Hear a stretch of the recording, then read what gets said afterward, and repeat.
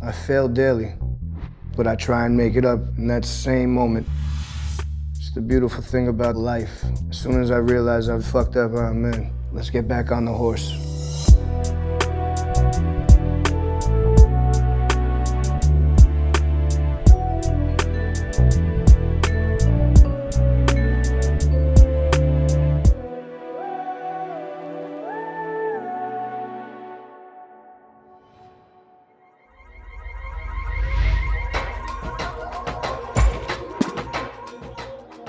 In 2010, a 27-year-old in Queens, New York had an idea. Ariane Arslani was pursuing a career in the culinary arts and was actively putting in the hours, but a slip in the kitchen forced him off his feet and to consider other career paths. Born with a natural charisma and a way with words, Arslani had always flirted with music, rapping in particular, but had never taken it too seriously. Immobile, and now with some time on his hands, he adopted the moniker Action Bronson and started to bar up. Over the course of the next decade, he would expand his brand into a string of acclaimed albums, successful TV shows, best-selling books, fine art, and even olive oil, each animated by his unique taste and sense of humor. And it all started with one idea.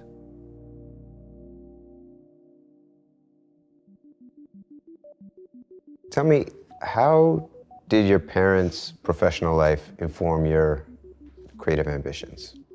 I grew up pretty much in a restaurant, so that was a major influence on me. I always knew I wanted to be culinary. For some reason, that was just always called me. As some would say, because I was a chubster, but I don't think so. I just think that it's within me. They say that a Sagittarius is an oversharer. Like, really, I love to just, take this, take everything. I just like to give. I like to make people happy. So when did music enter into your sort of creative space? I'm a fucking jukebox, so I don't know. Like, music has always been in my life. Being around an Albanian household with all kinds of different people coming through and going to parties, they would be playing music, live music at every party in the basement, because everyone's a musician. Were there any rap records that you remember being like, this is interesting, my brain works like this? To be fair, the first one I ever bought was a maxi single, Rex and Effects, Rump Shaker at Green Acres Mall. I've been into this rap shit forever. I've been into R&B, hip hop, that type of music since forever. Who were you listening to? Just was on the radio? I mean, yeah, Mobb Deep, fucking Wu, M.O.P., Nas, Queen shit, Cool G rap, all the shit that was like mainstream but hard. So in 2002, do you graduate from high school or you drop out? Yeah, I dropped out. How did that go over with your folks? No one likes a fuck up, you know? But I redeemed myself, I hope, in the eyes of my loved ones. Sometimes it takes a little bit of time to find your way. Tell me about that period between sort of like high school and starting to rap. You went to culinary school? I went to the Art Institute on Varican Canal. Okay. I had a good time there. I learned a lot of shit, but then I went into the real world. I started working. I was getting high a lot, smoking a lot of weed, driving around in Cadillacs, listening to a lot of UGK in a Cadillac, because I thought that should be hand in hand. How did you find your experience working in kitchens and being a chef? You know, that's where I cut my teeth. That's where I learned a lot of shit. That's where I learned how to speak Spanish. That's where I learned how to work under pressure, not collapse, you know? You can't just give up. You're not gonna just walk out. You gotta get it done. And I was very, like, creative in the kitchen. Just dancing, you're listening to music, fucking around, like everyone's laughing. You get ideas there, you know? I know chefs have a very particular way that they organize their time and the whole process. Did that inform sort of how you think about all the various other things that you do? Absolutely. If you're on time, you're late. In my mind and in my world, you know, you have to be early. And it's all about being prepared in the kitchen. You have your mise en place, which means everything needs to be in its place. So you're ready to do your job. You're not preparing to do your job while you need to do your job. I live life under that mantra of like, make sure that you're ready so you're not scrambling. What was that grind like? 6 days a week, 11:30 to sometimes midnight, you know? But I'm not gonna fucking sit here like, yo, sometimes I worked really hard, and a lot of times I fucking jagged off. There's no doubt. That time though, did that put a fire under you to figure out how to? Yes, I wanted more for myself. I come from humble beginnings, so there's no doubt I have to always work for what I get for. It's just the way, nothing's ever handed to me, so it's just the way my life is. And I'm fine with that. I embrace hard work. I don't know if there's such a thing as luck. I've been in the right positions a lot at the right time because I've put myself there. So I think it's just hard work outweighs luck all the time. When did you start thinking about writing rhymes and making music? My best friend, my brother in life, my man Mayhem Loren, has been a rapper for a long time. And I would always watch him and see him doing shit and go tag along with him. And my whole career started when Jadakiss would write those rhymes where he would say what car he has and then the color of it, the color of hot sauce or the color of water. Yep. And that's how my rap career started, trying to make my friends laugh. Okay. With those bars, just with that, but how many times I could come up with a variation of that one bar. How long did it take to get from there till you were starting to put together full verses and songs? And it didn't really take long. He was like, yo, just write a rap. And I just wrote a rap. I didn't know what I was doing. I just wrote a bunch of lines similar to that, but about other things, about wrestling, other shit I liked. Yeah. Shoes, specifically New Balances and the numbers. I'm always very detail oriented about my depictions of things. And at this time, Mayhem is making demos and... But not really, yeah, I think he was running around Queens doing music, and I just got to a point where I was just like, yo, I don't want to just do it during anyone else's time. I kind of want to do this during my time. And I started going to my man P.F. Cutting's studio on Jamaica Avenue in Van Sicklin. Fucking 35 bones, $30 an hour, he was hooking it up. And that's all I knew. Do whatever I can in an hour for $30. I could make a lot of shit happen in an hour. If it's already written, I don't waste time. A lot of the way that I work these days, like not going back and doing something 100 times, like it's 1, 2 times and that's it. If it's not that, it's over. Is that the process you sort of picked up when you were under that sort of time pressure? Yeah, you're on the clock, so you gotta nail it.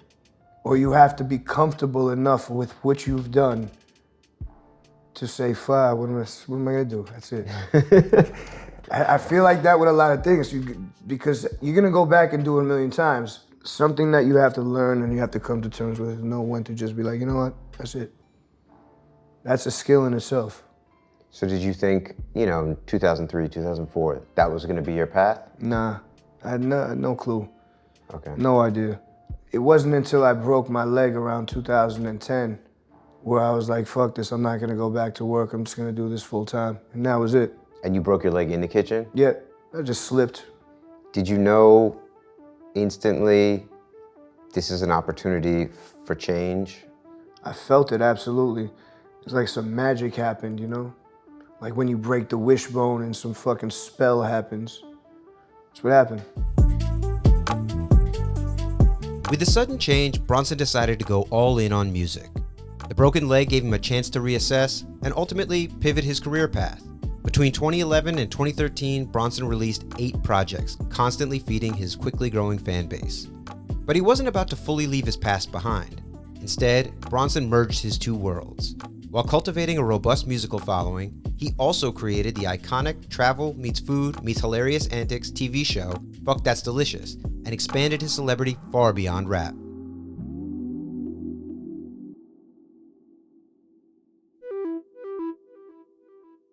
You shift your attention, you start working on music. Mm-hmm. Did you have the name Action Bronson yet? Yeah. How did that come to you? I was doing graffiti under the moniker Action already. Okay. Like writing my name in the street. And like I said, my man Mayhem had 2 names. So I wanted another name to like Mayhem Loren, Action Bronson. My grandfather's, one of his favorite actors was Charles Bronson. It just seemed right. What inspired you back in end of 2009 to shoot those first In the Kitchen with Action videos? One of my friends at the time was like, yo, bro, you gotta you got to do this. And I always had that in my mind that I wanted to do something in television, and I guess food television was something that I was always into. And it was just natural. I had the location, I had unlimited product. Another homie of mine, we tried to get MySpace together for me. He put a couple songs up there. He also added music to the video. So when you're starting to put these videos on the internet, you got your MySpace going. How are you imagining that this is gonna play out, and how did it actually play out? People started fucking with me on the Lower East Side first. One of my mans worked at Chop Shop, Frank's Chop Shop. Yep. My man Adriel. Him and Uncle Paulie, you know, my man Uncle Paulie, they were like always in everyone's ear downtown playing my shit, and people started listening to them. When you were making these records that didn't have hooks or bridges or anything, it was just lyrics and beats, that was just... I didn't know how to make a hook. That's really what it comes from. I didn't know what the fuck, what's that? The hook, no, I don't know. Just keep repeating something. I just rather say some other shit and just call for like, yo, yo. That's where my mentality is, more comedic. You've done a lot of projects that are produced by one producer, from the Static record to Party Supplies to Al. My man Tommy Moss produced the whole project, the first one. What is it that you are drawn to about that kind of collaboration? It was, first off, it was out of necessity, but it turned into relationship. Like, I was really comfortable with Tommy. I enjoyed his company. The theme here is I become really good friends with these people, and they become lifelong companions, friends, and collaborators. And that's really the theme with all this stuff. You find some like-minded people, and you capture lightning in a bottle, and that's that. I have so much passion every day for the things that I do, whether it be painting, whether it be this, singing in the tub, who the hell knows? Whatever I do, I put my most in and my best foot forward. And I never want to lose that childish joy that I get from all the things that I love. When you first started performing live, you obviously have a big personality, very charismatic. Did you feel comfortable on stage? Nah, I never felt comfortable on stage in the beginning, but it didn't take long. And is it hard to go up there and perform when, you know, it's not your audience, it's somebody else's audience, and they're not familiar with you? Nah, I go hard, I go even harder. That's how you win fans over. That's the beginnings, you know? You don't start with a fucking shitload of fans. You have to win people over. Do you remember a moment that you felt like this is starting to work? I did a show at Southpaw. It was like one of my first headlining showcase or whatever. And there was a lot of fucking people. There was sold out. And I was just like, damn, man. Maybe this is something. I needed some reinforcement from the outside for sure. That was it. You know, I started just little by little meeting people, and probably around 2011, fucking Dante Ross hollered at me, and I never had a manager. I don't know what the fuck that is. I don't know what's going on. So I just started rolling with him. It was good to be around him because he had a lot of knowledge, and he's been around the game for a long time, and he taught me a lot of stuff in the beginning. He needed to come into my life. It's like part of Zelda, you know, when you meet the guys, different people, they tell you things. He was one of the men that was there early to tell me things. From there, met with Paul Rosenberg, and that was when things really started taking off, because, you know, he's just like, he's a G. Being so passionate and going hard for his people, I just felt like that was the right thing to do, and it was amazing for many years. When you were having those first conversations about working together, how sort of fleshed out were your respective ideas for what your career could look like? I had some ideas for sure. That wasn't until we started getting with Vice and telling them exactly what I wanted. I always knew I wanted to do something with television as well, or something recorded video-wise, you know, I wanted a video aspect of my stuff. We pretty much, me, along with two other esteemed people, helped launch Munchies, which is like the biggest food situation on there. And that's really when I realized it was like, all right, no, we have this show, Fuck That's Delicious, and I have the music as well. And it's carved out, and they help each other. And How did you know to negotiate for ownership of Fuck That's Delicious when you were having those first meetings? That's Paul, but not only that, I created the name. They didn't name it, they didn't come up with the concept. It was my concept. I had already done it when Paul took us out for the M&M tour. I opened up for M in South Africa, New Zealand. I was on the show, and in Australia. I also was shooting something we called Adventure Time at the time with my man Tom Gould. That turned into Fuck That's Delicious. It had the adventure aspect, it had the culinary aspect, the fucking heartwarming, you know? It was like a whatever vlog, but like a higher version. Were there shows that you were looking at, like Bourdain? I would imagine that. Of course, we used to love watching that, and Andrew Zimmern. And I love watching culinary shows. I don't know, fucking Essence of Emerald and Jacques Pepin. I love Yan Can Cook. So did you feel going into your major label debut on Vice Atlantic that there were different expectations either from the company or from the fan base? Yeah, of course, you felt that. Because you were getting put, you know, in the studio with certain people and asked to do certain things that you weren't doing before. I was just rhyming over fucking John Cougar Mellencamp before, you know? Now I'm being asked to do other things. Like, yo, try this, try that. So I did some of that.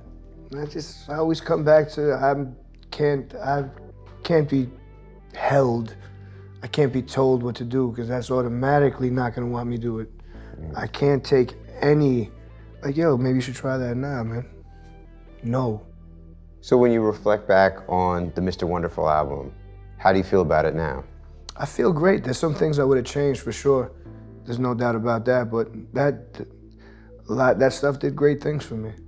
And when you walked away from that record, what was your feeling about how you would approach what you would do next? Yeah, I never want to do that type of shit again, is what I said. Yeah, I'm never doing this again. So I went back into my shell and I did Blue Chip 7000. When I listen back to it, it's definitely a great response and exactly what I needed. Blue Chip 7000 was your last album on Vice. Yeah.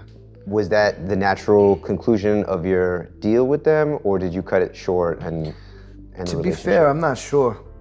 I just know I didn't want to do it anymore, and they were like, all right, fuck it, we're not doing it either, so no one really gave a shit. What did it matter? I'm better off doing things on my own anyway, because I'm not going to give them what they want. Yep. And it's going to be a struggle the whole time, and it's why are we doing this? What was your experience like in the major label system? I'm not really that type of guy. I don't like being fucking showed around and just not into it. I don't like the cycle. It's just keep inserting new players, keep inserting new guys, same fucking bullshit. It's not for me. I carved my own lane. Well, ultimately, as the talent too, it all falls on you. There's no doubt about that. I want everyone to understand that don't let any company like take control of your destiny. You have to write your own narrative. You are the fucking author of this story. I'm not gonna let anybody else write my fucking story. They can say what they want, but I'm saying exactly what it is. With the major label system in his rear view, Bronson was eager to continue his musical journey on his own terms. His follow-up release, 2018's White Bronco, demonstrated a new creative freedom which fueled his ever-expanding personality-driven brand. From olive oil and natural wine ventures, to writing books and painting paintings, to taking Fuck That's Delicious independent, Bronson found both success and fulfillment by leading into his most authentic interests.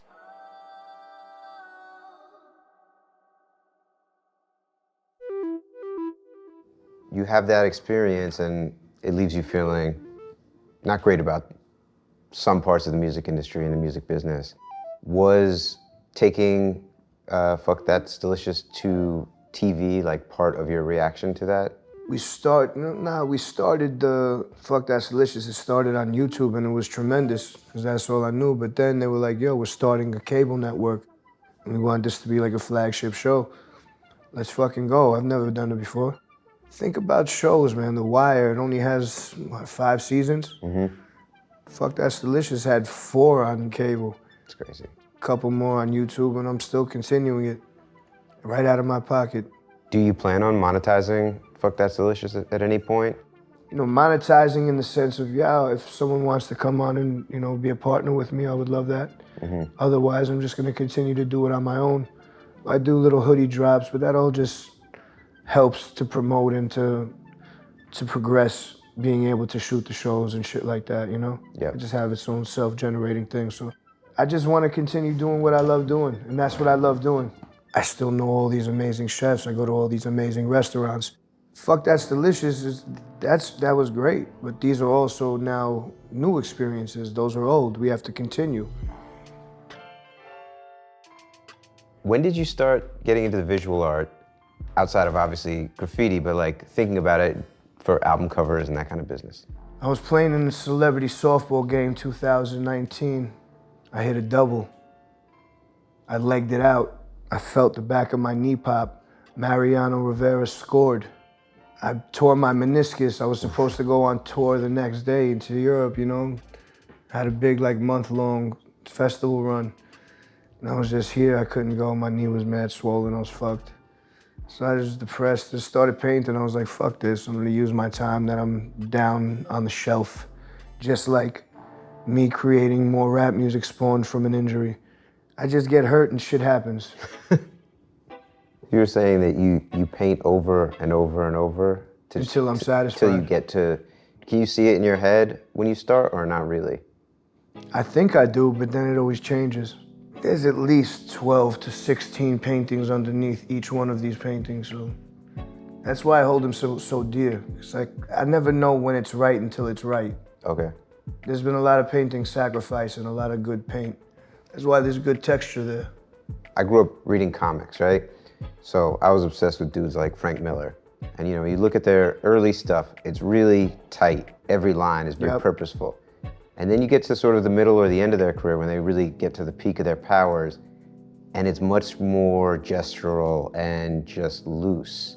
And I feel like both in your music and in the art, there is this sense of kind of like the mistakes are not mistakes. They're kind of the point of it. I feel like it's been like that for a long time with me. Imperfections to me are even better than being perfect. I actually hate perfect. I hate when it's too nice or it's too good. It's fucking stale. Like, man, that has such funk and such style to it. But that's... The funk, I like funk. That's why I draw with my left hand. Really? Because my right hand is too fine. I have too much control with my right hand. So it gives it a little bit of added childish funk. So when you paint... A lot of it, yeah. Sometimes I use my right, but a lot of times I use the left. So tell me about when you're working on something like this. How's it come together? Well, you see, like, there's a lot of things here that are like, whatever, you just did that. But then you see me meticulously doing that with a nail. Because I like fine detail as well, mixed with garbage, mixed with a big blur. It's what my eye sees. Is it done now? No, it's not. So you have to add, you know how they usually call for Batman, the thing? Oh, yeah. I'm gonna do a light, it's gonna shine right there, and it's gonna have the Rough Rider symbol. I'm dead serious. It feels like your brand, it grows with you, and you get interested in something, and then you just go down the rabbit hole until it gets to the place where you feel like you can share it. Yeah, man, that's the thing. Like, a lot of paintings, I don't know if I'll ever show these things, or maybe I will. I don't do paintings to show them. I do them for therapy. If I really like them, it'll be my album covers. And when you put out a record these days, what are the goals that you have for each project? I mean, happiness after it's done for me, reaching out to my fans, having new fans appreciate things, and just, you know, continuously give a part of me, a chapter of whatever is on my mind at the time. Is it more challenging to create when you know that you have a fan base and that they have certain expectations? No, I don't go by anyone's expectations. I don't give a shit. I don't care. You know, like, to me, everything that I've been putting out for the past however has been fucking straight fire. Do you see an evolution in your style over time? 100%. And not only that, like a lot of things changed where I took control of every aspect of what I put out there. The art, the executive producing of all the beats, like collecting, you know what I mean? Just everything that I need, I'm self-sufficient at this point. Is there a book you think everyone in the world should read? Yeah, I got 3 of them. Fuck That's Delicious, Stone Beyond Belief, Fuck It, I'll Start Tomorrow, and we're gonna keep going. In the last few years, you started developing products outside of music and art and things like the olive oil. How do you think about extending your brand into those spaces? It's about passion. Olive oil is right up my alley. The man that I work with, Nick Coleman, is a man who does not cut corners when it comes to quality, knowledge, know-how, execution, all of the above. And that's the type of man I am, so that's who I love working with. I'm doing the artwork. The newest one has my brand new child's artwork, because I love the innocence of the first expression of someone's art. So for me, those things, they mean something. Do you feel like you approach fatherhood differently now versus 15 years ago? For sure. I'm much more mature, I would imagine. Okay. Some might say no. Did having a family change your ambition? You always want to do better for your family. So having children early, there's like, yo, I can't. There's no way that I could stop. I have to pay for them. Yep. I have to figure it out for them. So what am I gonna do? There's no option for failure. So I guess that's definitely a part of it. And I want to be a good example for everybody. I want to be the health example, as well as teaching them about life. I want them to work out. I want them to stay fit, shredded. I don't ever want them to have to take away, because right now I'm seriously shredded. It's just a lot of fat covering it. What was the first step? Stop drinking sodas. Okay. Stop eating dessert at every meal. Fucking talk about it. I wrote that book, Fuck It, I'll Start Tomorrow, because that's literally, it's what you always do. Fuck it, I'll start tomorrow. I wrote that book, and that was really the catalyst to help me realize, damn, I'm fucking waxing poetic about fucking ring dings and shit I used to eat, and taking steroids back in the day, in like glory days of 15, 20 years ago. What am I doing now? Nothing. What the fuck am I doing? I talk about how I used to be jacked, how I used to work out, I was an athlete. What am I, kidding myself? I'll show you fucking what I do.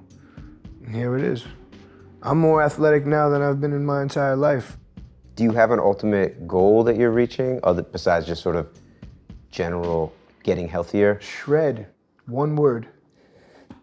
So we're gonna see you out Vascular. here, veins popping. Yes, I'd like that one day. But not where it's like, oh man, this guy's on a lot of juice. I might take a little bit, maybe, but I don't want you to know that I'm on it. All these things are just tools of torture. There's no machines. There's nothing here that's gonna be an easy thing. Everything is hard. Where did you start? Just start doing push-ups. Okay. Push-ups and walking. Whatever you could do to break a sweat, which really didn't take much. Just gotta put a consecutive string of workouts together. Get your diet right. You just have to build habits. Do you have sort of a macro plan in terms of like, do you look at at the end of the year, like, all right, I made X amount of money. This was more or less than last year, or if I want to make more or less next year, I need to tour more, I need to do this less, or? I'm not fueled by that. I'm not fueled by the money. Of course, each year we get progressively better. Business is always going to be handled, and I have good people that are around me for that, but it can't fuel you, because that's not my motivation. I don't get motivated by that type of shit. To do certain things, not creating art, to then now show my art, or then go perform what I have to do, I'm motivated by that, by money. But to make it, it has to be within. So when you start 2022, for example, you have some loose creative goals? I have several goals, and still. Okay. To progress Fuck That's Delicious, do a Fuck That's Delicious festival, which has been in my mind for many years, and I'm trying to make that come to fruition this year. To put out 2 projects, to continue on to put out 3 to 4 olive oils. I want to do a lot of different things. The one thing I want to do is I want to make my motherfucking debut in wrestling. WWE? Nah, I'm looking at AEW. I'm not gonna say no to WWE, but AEW. I want to seriously fucking slam someone bad, but good, without hurting them too bad. How would you describe sort of your journey and the successes you've had? Has it been a linear? There's always times of this and that and this and that, and moments of struggle and moments of doubt and self-destruction. You know, sometimes you shoot yourself in the dick, you know? It's really about perseverance, survival of the fittest. There's not many things that are gonna get me down. Have you ever felt that like, oh shit, like this could end at some point? It could end at any moment. You always gotta realize, you gotta know that. That's why I'm never surprised. You gotta save, you gotta understand, you gotta plan. How did you get that discipline? I don't know. It's like, how did fucking lizards grow arms, you know? When they were slithering before, you needed to. I don't wanna slither anymore, I wanna walk. Most people are inspired by people that actually do shit, you know? It's like, damn, I wish I could do it, but you really can. You just gotta put your mind to it and just stop fucking about. I'm good at executing, especially everything that I wanna do that's in my mind. I won't stop until I fucking do it. It's gonna haunt me, but I'll get it done.